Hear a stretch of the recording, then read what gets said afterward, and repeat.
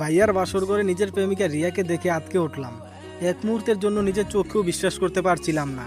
মনকে সান্ত্বনা দিয়ে বললাম, দূর, সে তো আমায় অনেক ভালোবাসে, এমনটা করতেই পারে না। তারপর আবার ভালো করে তাকালাম, দেখলাম হ্যাঁ, এটা রিয়াই। বাড়ির সকলে আমার দিকে ভয়ার্থ দৃষ্টিতে তাকিয়ে আছে। রাগে আমার শরীর থরথর করে কাঁপছে। হঠাৎ গলা ফাটিয়ে চিৎকার দিয়ে বলে উঠলাম, এসব কি হচ্ছে এখানে? আমার চিৎকার শুনে বিছানায় বসে থাকা আমার প্রেমিকা ভয়ে কেঁপে ওঠে। কেউ কিছু বলার সাহসই পাচ্ছে না।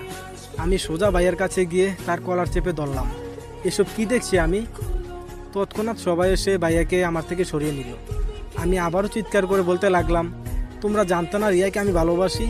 ও আমার গার্লফ্রেন্ড ছিল, তারপর ওই কাজটা তোমরা কিভাবে করতে পারলে? কারণ আমি তোমাকে ভালোবাসিনি। পিছন থেকে রিয়ার এমন কথা শুনে আশ্চর্য হয়ে গেলাম। 2.5 বছরের সম্পর্ক আমাদের, আর সে এত সহজেই বলে দিল সে নাকি আমাকে ভালোবাসেনি। আমি ওকে জিজ্ঞেস করলাম, তাহলে কি এতদিন সব কিছু তোমার অভিনয় ছিল? রিয়া বলল, হ্যাঁ। অবাক করা বিষয় হলো, রিয়ার মুখে অনুশোচনার কোনো ছাপই নেই। আমি দিক হারিয়ে শরীরের সর্বোচ্চ শক্তি দিয়ে রিয়ার গালে কষে একটা থাপ্পড় মারলাম। এতে সে বসা থেকে শুয়ে পড়ে। এটা দেখে ভাইয়া আমাকে এলোপাতাড়ি মারতে শুরু করলো, সাথে লাথি তো আছেই। এখন ভাইয়াকে কেউ আটকাচ্ছে না। এরপর বাবা এসে থাপ্পড় মেরে বলল, তুই এতটা বিগড়ে যাবি তা কখনোই ভাবিনি। নিজের ভাবির গায়ে হাত তুলিস, ছি, ভাবতেই ঘৃণা হচ্ছে তোর প্রতি। চোখের সামনে থেকে চলে যা।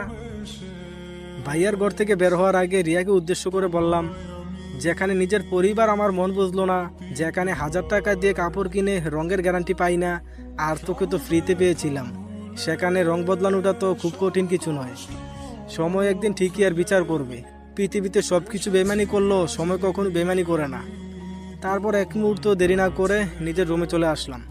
রুমে এসে বিছানা শরীরটা এলিয়ে দিয়ে সিগারেটে টান দিয়ে ভাবনার জগতে ডুব দিলাম।